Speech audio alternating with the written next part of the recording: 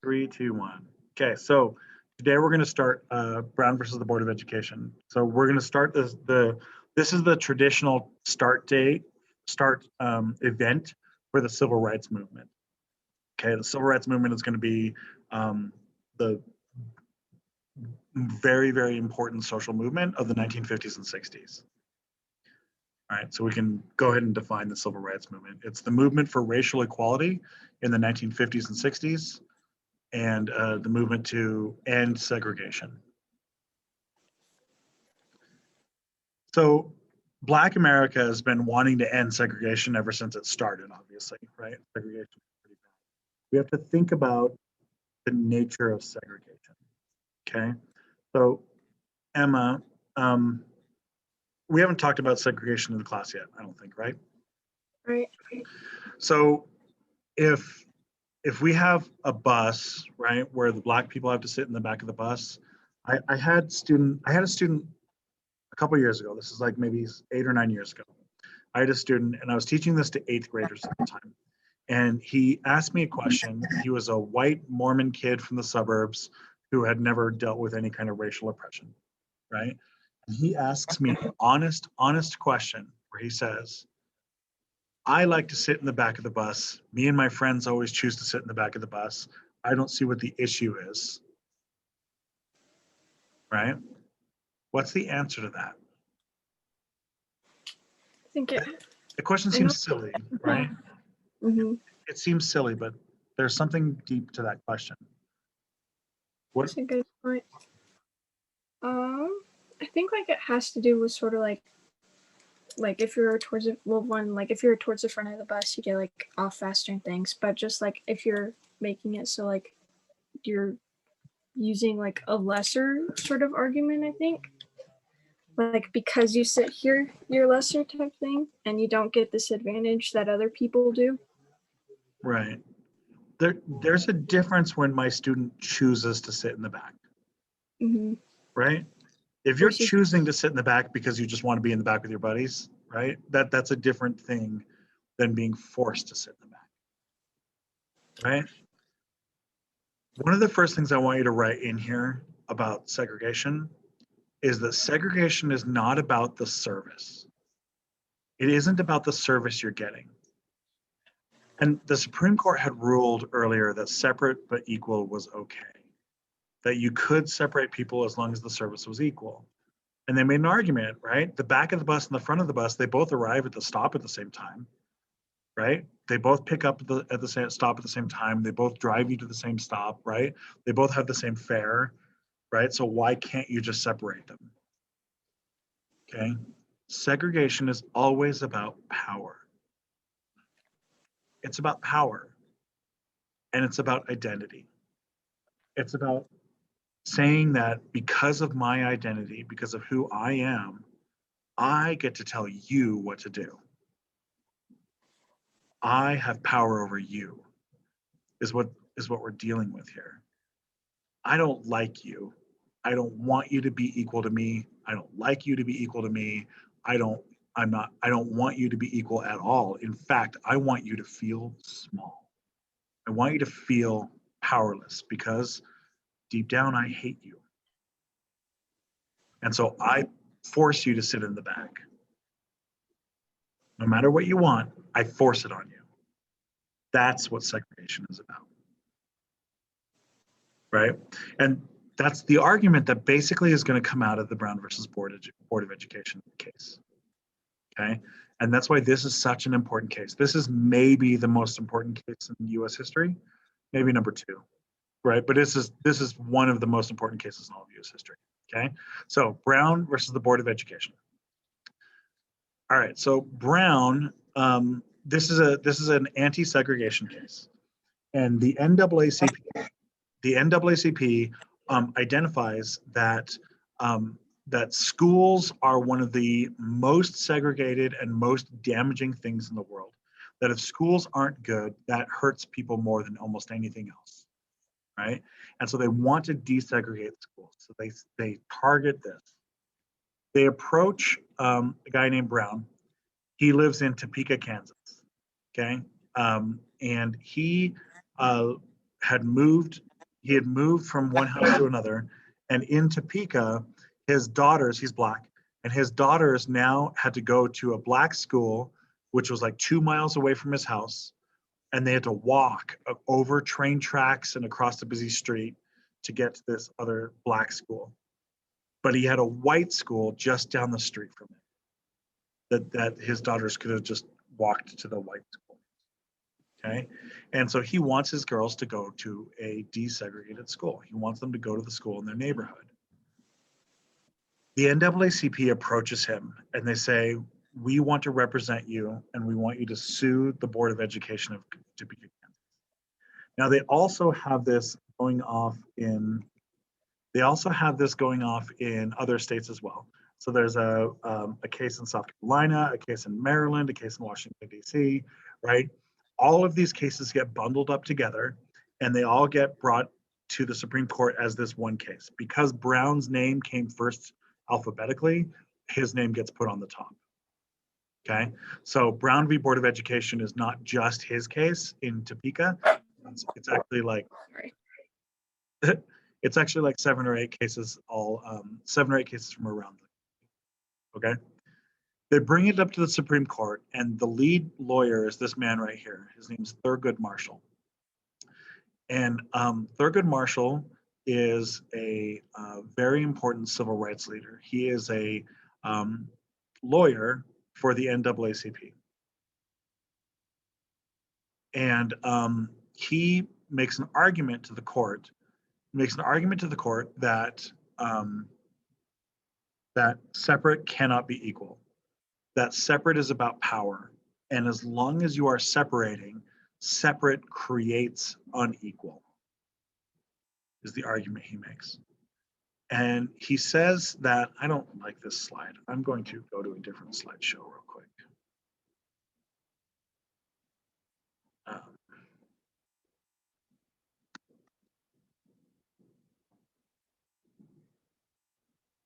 I'm gonna go to my different slideshow. I like the other slideshow better. This is the one I use for my IB class. I kept that one simple, that last slide simple, because other teachers use it as well. But I'm going to jump to the one that I like better. In my 12th grade, I spent an entire quarter on just the civil rights movement. So I have a lot more stuff there. Okay, here's Thurgood Marshall. All right, so Thurgood Marshall is going to argue to the Supreme Court. And he says that separate is not equal. Separate cannot be equal. Thurgood Marshall, he's from Baltimore, Maryland, and he grew up in a black neighborhood in Baltimore, Maryland, and he was not allowed to go to the school he wanted to go to. He was not allowed to use the libraries and stuff, right? And he has to go into the library. He would have somebody go in, check out books for him, bring them out to him, because he wasn't allowed to go in. He wasn't allowed to check things out. He wasn't allowed to get into law school. And so he had to teach himself. And then he had to like take the bar and pass the bar and stuff. So he makes this argument in front of the Supreme Court that he himself is a victim of the segregated school system and that he was able to rise up, but he's the only one in his class. Everyone else in his class was held down because of this, right? And he says, and the little boys and girls all across the United States are all being held down by segregation in the same way. So this case goes to the Supreme Court. And the Supreme Court, it hears it. Justice Earl Warren is the person who hears it. Okay, Earl Warren. Now, here's the deal. Earl Warren is kind of an interesting person. Where is he? Oh, I don't have him on my slide. I thought I had him on here. Earl Warren is this interesting person. Earl Warren had been a governor of California. Okay, most of the time, judges on the Supreme Court, justices on the Supreme Court, had worked their way up and were like federal judges, and then as federal judges, they then get appointed up to the top court, right? But there's nothing in the rules that says you have to promote a judge. Like the Supreme Court can be your first job as a justice ever. Like you don't have to be a judge. You don't even have to be a lawyer. Like the president can nominate whoever they want. They can nominate like Weird Al Yankovic. As long as the Senate approves it, who cares, right? And so Eisenhower, this case was bubbling up, and the Supreme Court knew it was coming up, and the Supreme Court didn't want to handle it. But Eisenhower wanted to handle it. He waited until one of the justices quit, and then he appoints Justice Earl Warren, and he makes Earl Warren the leader of the court. What matters here is that Earl Warren is a politician. He's a governor, right? What are politicians really good at doing that other people aren't good at? What are politicians really, really good at? It'd be like persuading / talking to people. Persuading people is absolutely 100% correct, right? Politicians are really, really good at convincing you to believe them, right? And convincing, that's the nature of politics. You're not going to get any votes if you're not good at persuading people. So Justice Warren, he hears this court case, and he goes to all of the Supreme Court justices, and he basically persuades all of them to agree the same way. And he says that this case is so big and so important that everyone needs to be unanimous. How often do you think the Supreme Court makes a unanimous decision? Probably like not ever, or like super rare. Yeah, it's really rare. It only happens like once every maybe 5 years, 5 or 6 years. Like, it happens almost never, right? How often do you think that they make a unanimous case on something controversial? On something what? How often do you think that they have a unanimous ruling on something that's controversial? Would probably be the same sort of situation of like everyone's pretty divided. Yeah, if it's something that everyone's divided about, like liberals and conservatives and stuff are divided about this, the Supreme Court is almost always divided as well, right? The Supreme Court is almost always like 5-4. If this is something that Americans are all fighting about, the Supreme Court's almost always 5-4, right? 5-4 or 6-3. Okay, the number of times that the Supreme Court rules unanimously on something that's controversial like this is almost zero. It almost never happens. But Warren, because he's a politician, he's able to negotiate with everybody. He gets this to pass, and he gets the ruling, a unanimous ruling. Here's his ruling. Okay, his ruling is actually like 40 pages long. 40 pages long, but we're not going to read all of that, right? Okay. Here, read starting down here to separate them. To separate them, children in grade and high schools, from others of similar age and qualifications solely because of their race generates a feeling of inferiority as to their status in the community that may affect their hearts and minds in a way unlikely to ever be undone. Whatever may have been the extent of psychological knowledge at the time of Plessy versus Ferguson, this finding is amply supported by modern authority. Okay, what is that saying? Hang on, I gotta like reread some of it. It like talked about of like sort of like what we were mentioning earlier with like the separate isn't equal type thing of like just like separating them is like putting them on a lower status beam type thing. Right. And that's not cool. Yeah, I think we actually need this paragraph to answer the question really well. All right, oops. All right, I'll read it out loud. You read it silently real quick. I want you to see what this paragraph means, okay?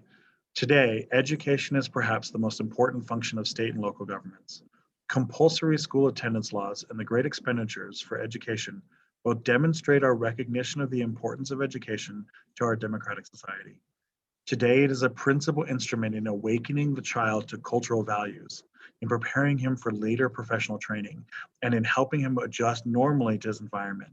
In these days, it's doubtful that any child may reasonably be expected to succeed in life if he is denied the opportunity of an education. Such an opportunity, where the state is undertaking to provide it, is a right which must be available to all on equal terms. according to the Supreme Court, what's the value of education? Sorry. That it's important and very influential on young children and who they grow up to become. Yeah. It awakens the child to cultural values, prepares for later professional training, and helps them adjust normally to the environment. Right? In this case, understand the pronoun is gender neutral. Right? This is the gender neutral version of he. It wasn't fashionable to use they back then. It was, just he's not. It's not gender segregation. Okay. Yeah, they make an argument here. We conclude that in the field of public education, the doctrine of separate but equal has no place. Separate educational facilities are inherently unequal. That's what we're looking for, looking on the bottom here. Okay, therefore we hold that the plaintiffs and others similarly situated are deprived of the equal protection of the laws guaranteed by the 14th Amendment. Brown versus Board says that separate is inherently unequal. And once they say this, there is celebration across the country. Black America celebrates across the country because the Supreme Court has overturned one of the most controversial, one of the worst rulings that they've ever had in their history. Okay, they've recognized that segregation cannot be equal. The act of segregation is an act of separate. The act of segregation is an act of inequality. And the 14th Amendment says everyone is equal. Okay. All right. So what do you expect the South is going to do about this?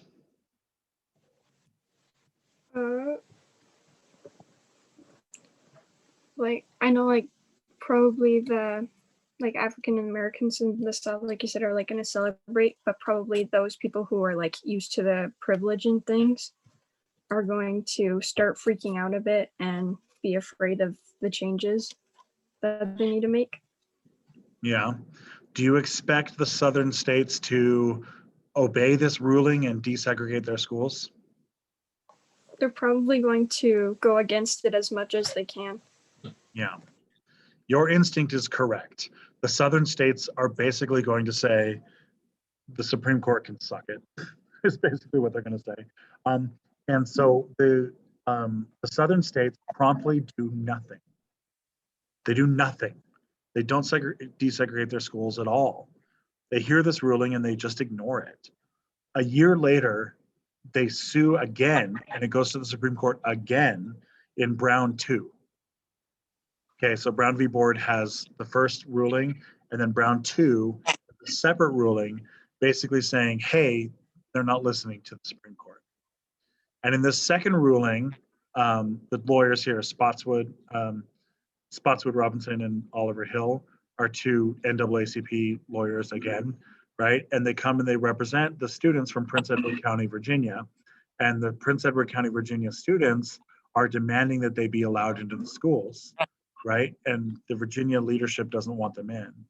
So Brown 2 makes a ruling and it says, again, unanimously, separate cannot be equal, and that states are required to desegregate. But here's the catch. They say with all deliberate speed. The justice who writes that, he writes it saying with all deliberate speed. Now, your face kind of crunched up when I read that, right? Because it's kind of a weird phrase, okay? It comes from a poem. It's a poem about the morning sun rising above the mountains and the sun moving across the meadows and waking up all the flowers with all deliberate speed. The justice was trying to be poetic with his answer.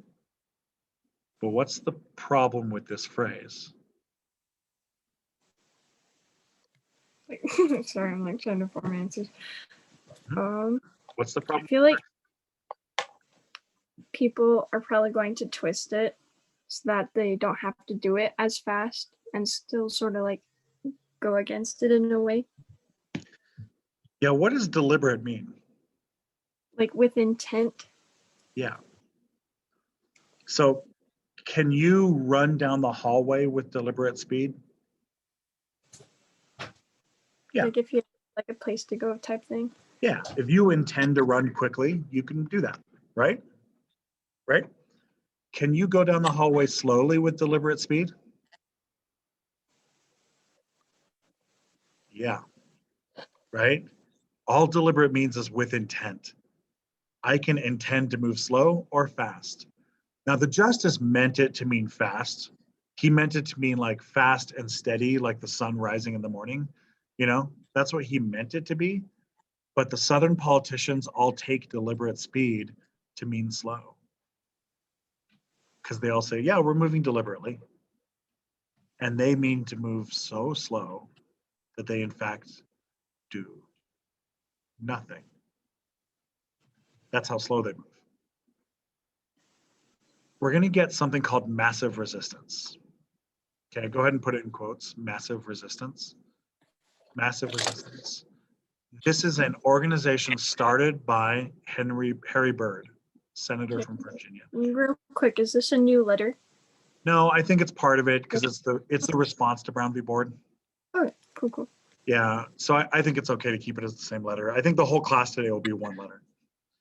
Brown v. Board's big. It's really big. It needs its own name.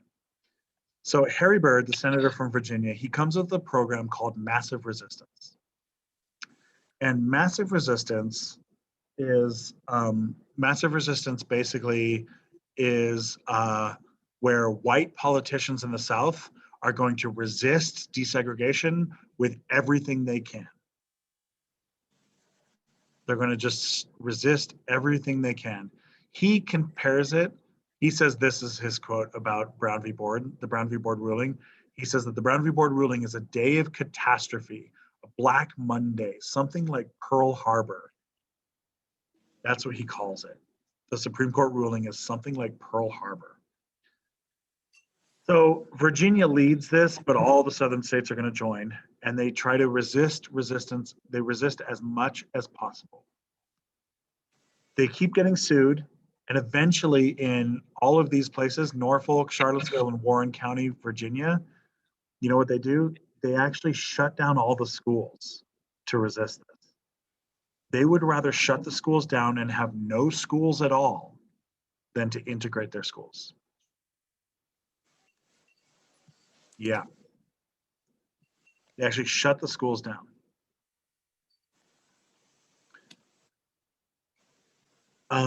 This is going to be hugely unpopular. White families are upset because white families want their kids to go to school, right? We're not stupid. They know that you know your kid has to go to school, right? How is your kid going to ever get a job? How is your kid going to go to college? How's your kid going to be successful in any way if you don't let them go to school, right? So they actually open up private schools and they give white families tax benefits and money reimbursement to pay for their schools. So the white families can all send their kids to school. Pretty messed up, huh? Yeah. We're going to see this across the South. The South is going to do this for about 5 or 6 years. Okay. And our civil rights movement is in full steam ahead. Okay. I think this is a good place to stop. Do you have any questions or problems or anything? No? Okay. If you're good, then I'm good to let you go. Hopefully we'll get more people next time. Cool? All right. I'll see you later.